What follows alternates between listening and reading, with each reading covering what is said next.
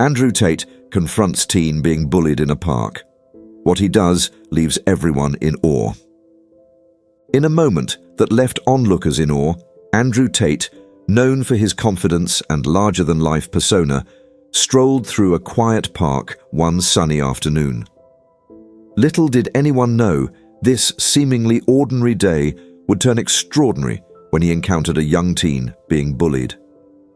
What happened next is a story that needs to be seen to be believed, a true testament to courage, compassion, and the power of standing up for what's right.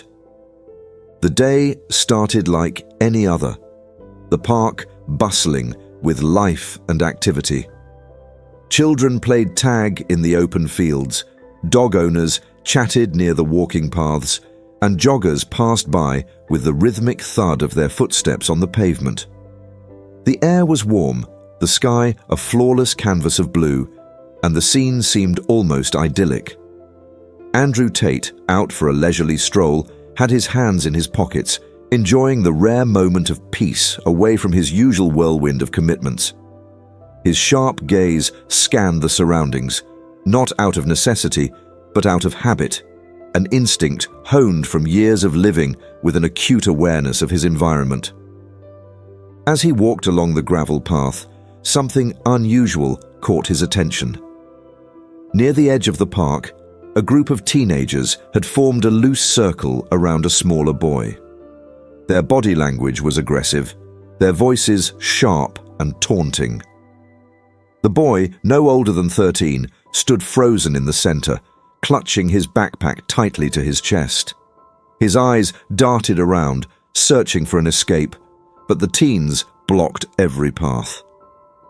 Andrew slowed his steps, his expression shifting from relaxed curiosity to one of focused concern. The carefree atmosphere of the park seemed to dim as he zeroed in on the scene. He could see the way the boy flinched with every jeering word, the way he backed up only to bump into one of the bullies who pushed him forward again. A crowd of passers-by had noticed, too, but they hesitated, unsure of what to do. Some whispered among themselves, others looked away, pretending not to see.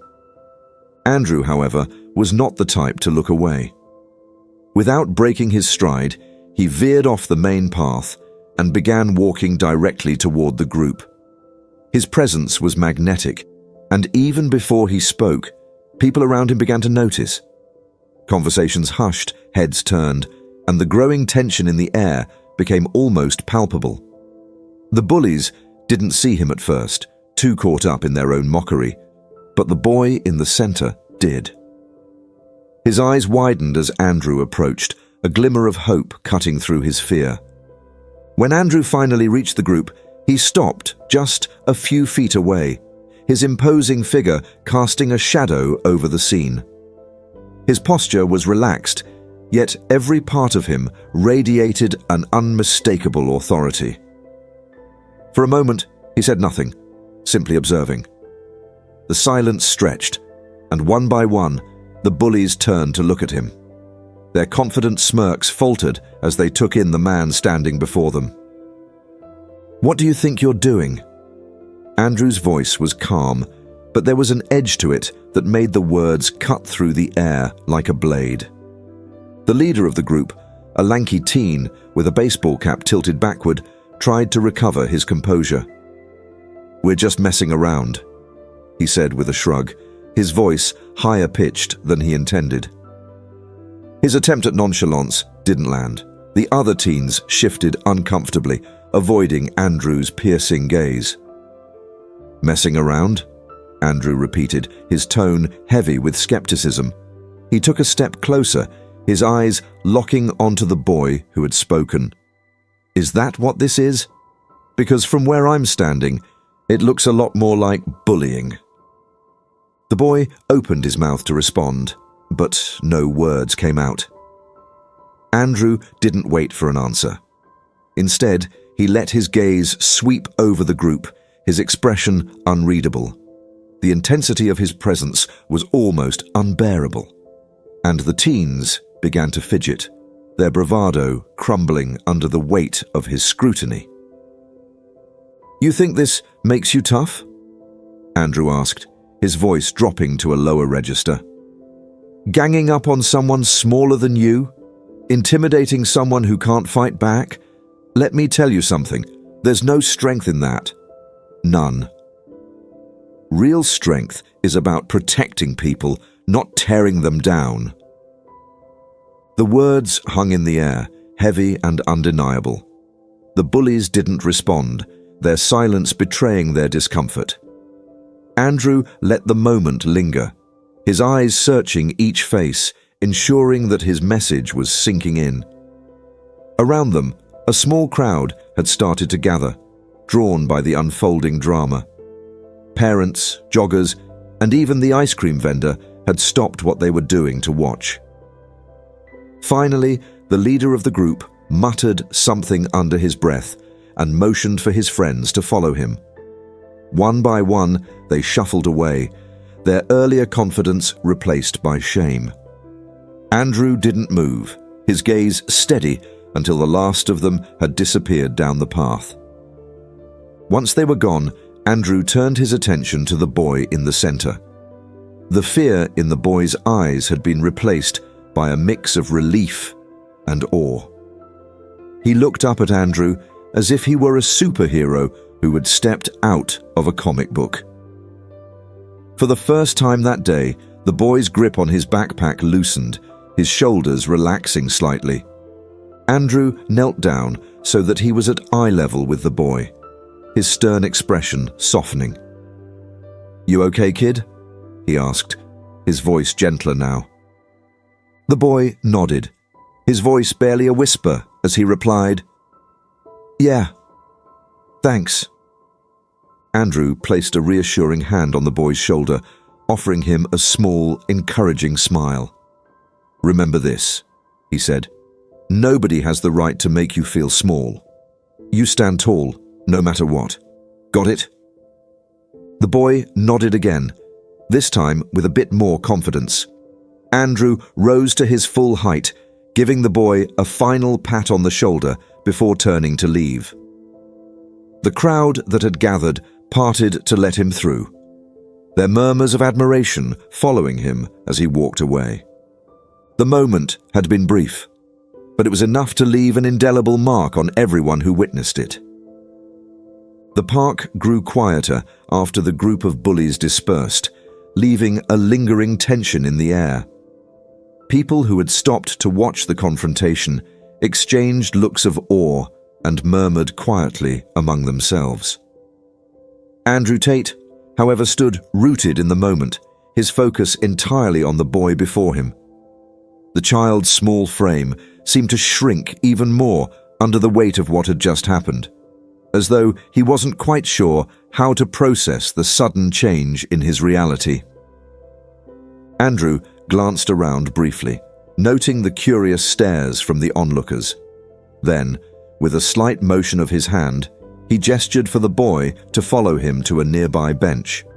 The boy hesitated for a moment, clutching his backpack tightly, but something in Andrew's calm demeanor put him at ease. Slowly, he shuffled forward, his steps hesitant but deliberate.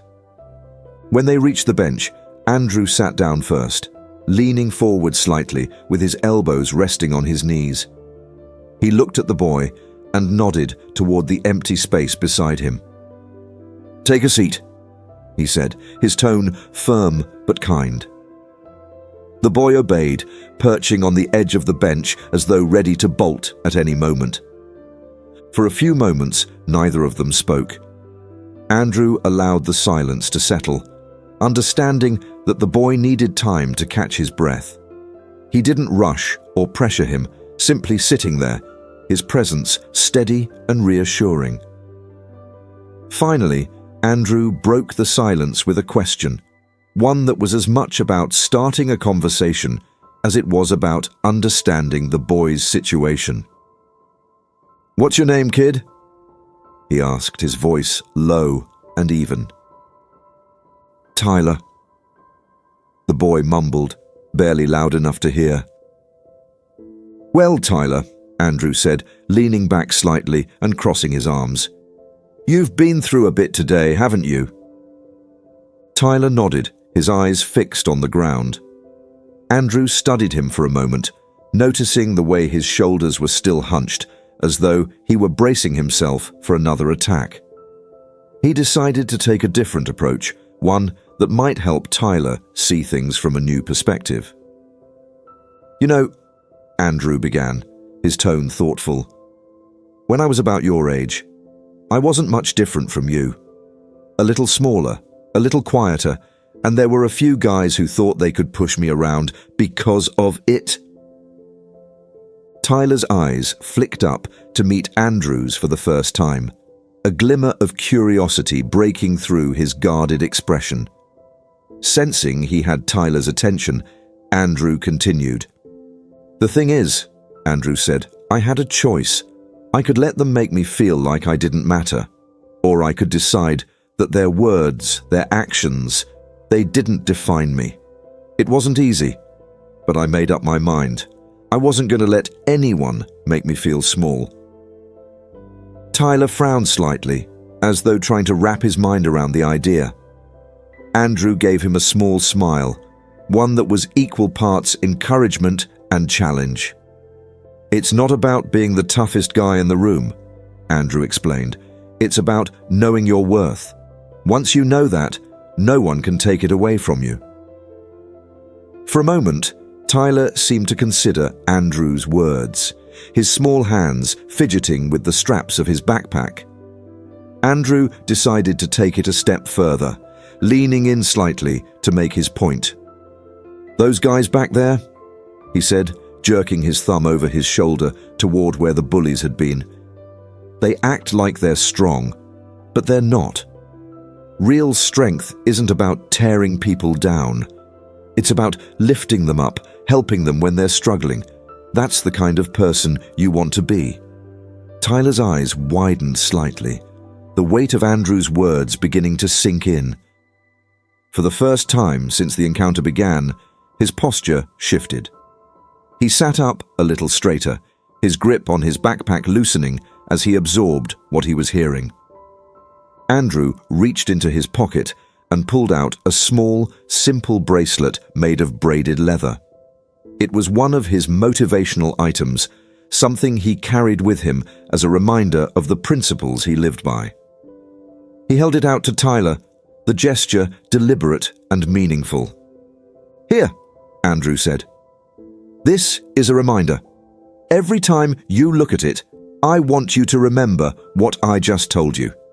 You're stronger than you think, Tyler. Don't ever forget that.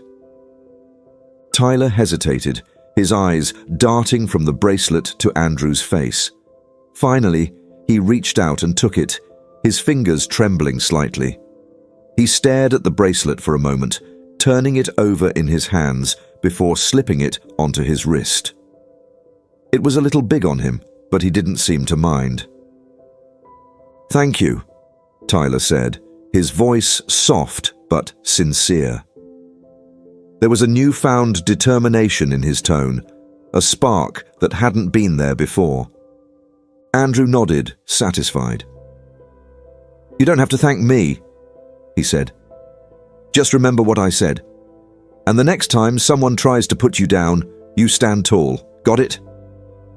Got it, Tyler said, his voice a little louder now. Andrew stood up, towering over the boy, but somehow managing to make him feel bigger instead of smaller. He gave Tyler one last pat on the shoulder before turning to leave. As he walked away, he could feel the eyes of the crowd on him, their quiet admiration almost tangible.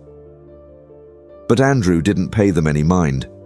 His work here was done, and that was all that mattered. Behind him, Tyler sat on the bench, staring at the bracelet on his wrist, his expression one of quiet resolve.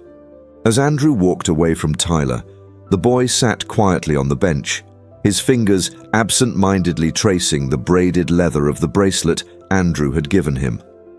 For the first time in what felt like forever, Tyler felt something new bubbling up inside him. Hope.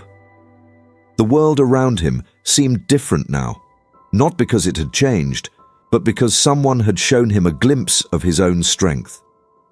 He didn't feel entirely fearless, but he didn't feel powerless anymore either. That small difference was everything. Andrew, now a short distance away, slowed his pace and glanced back over his shoulder. Seeing Tyler still seated, lost in thought, but no longer hunched over in defeat, Andrew felt a quiet sense of accomplishment. Yet, he knew his work wasn't quite done. He veered off the path again, this time approaching a group of parents who had been watching the encounter from afar. Their faces were a mix of admiration and guilt, perhaps regretting that none of them had stepped in to intervene.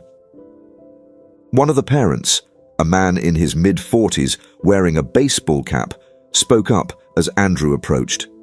"That was incredible," he said, his voice tinged with awe.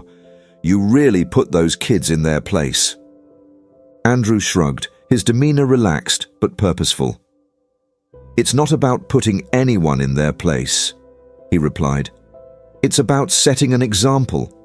Those bullies, they're kids too. They need to learn a better way, and it's on all of us to teach them." The group nodded, their expressions turning thoughtful. A woman, holding a toddler on her hip, stepped forward. "You're right," she said. "I guess sometimes we forget that standing up doesn't just mean stopping the bad. It means encouraging the good." Andrew smiled faintly. "Exactly. You've got to show people what respect and kindness look like, especially when it's not easy." The parents murmured their agreement, their earlier guilt now transforming into resolve. Andrew took that as his cue to leave. He had planted the seed, and now it was up to them to nurture it. As he turned back toward the path, he noticed Tyler watching him from the bench. The boy gave him a small wave, and Andrew returned it with a nod before walking on. Further along the path, Andrew spotted the group of bullies. They were sitting on a low stone wall, their earlier bravado replaced by a sullen silence. He debated whether to engage with them again, then decided it was worth a shot. Changing a mindset took more than a single encounter, but sometimes the right words could make a lasting impression. Approaching them with the same calm confidence he had displayed earlier, Andrew didn't wait for them to acknowledge him. "You guys still hanging around here?" he said casually, his tone neither accusatory nor forgiving. The leader of the group, the lanky teen with the backward baseball cap, shifted uncomfortably but didn't reply. Andrew crossed his arms, studying them for a moment before speaking again. "Look, I get it," he said. "It's easy to feel powerful when you're the one doing the pushing. But here's the thing. It doesn't last. Sooner or later, you're going to meet someone who pushes back, and you won't know what to do because you've built your confidence on tearing other people down." The teens exchanged glances, their expressions ranging from defensive to genuinely thoughtful. Andrew took a step closer, his voice softening slightly. "You want to be strong? Start by being better. Help someone who's struggling instead of making it worse. That's the kind of strength that lasts." With that, Andrew turned and walked away, leaving the group to mull over his words. He didn't need to see their immediate reaction. He had planted another seed, and time would tell whether it would grow. By the time Andrew left the park, the atmosphere had shifted. Parents were speaking to their kids about kindness and courage. The bullies were quieter and more introspective, and Tyler was standing taller than he had before, the bracelet on his wrist catching the sunlight. The story of what had happened that day spread quickly. People who had witnessed the events recounted them to their friends and families, describing how Andrew Tate had stepped in with a mix of strength and wisdom that left everyone in awe. Social media posts began popping up, with blurry photos and snippets of the encounter being shared far and wide. Some described it as a moment of rare humanity, others as an inspiring lesson in standing up for what's right. Tyler, meanwhile, carried the experience with him everywhere he went. The bracelet became a symbol of his newfound determination, a reminder that he was stronger than he thought. The next time he faced a challenge, he found himself standing a little taller, speaking a little louder. He began to see himself not as a victim, but as someone capable of overcoming obstacles and helping others do the same. Andrew, for his part, didn't dwell on the day's events. He knew that his role wasn't to bask in the admiration of others, but to keep moving forward, ready to step in when the next opportunity arose. He had done what he could, and that was enough. The ripples of his actions would spread far beyond the park, touching lives in ways he might never fully understand. And in the end, that was the real power of the moment. Not just the courage it took to act, but the inspiration it sparked in everyone who witnessed it. Whether it was Tyler finding his voice, the parents learning to step up, or the bullies being challenged to think differently, Andrew had created a wave of change that left everyone in awe.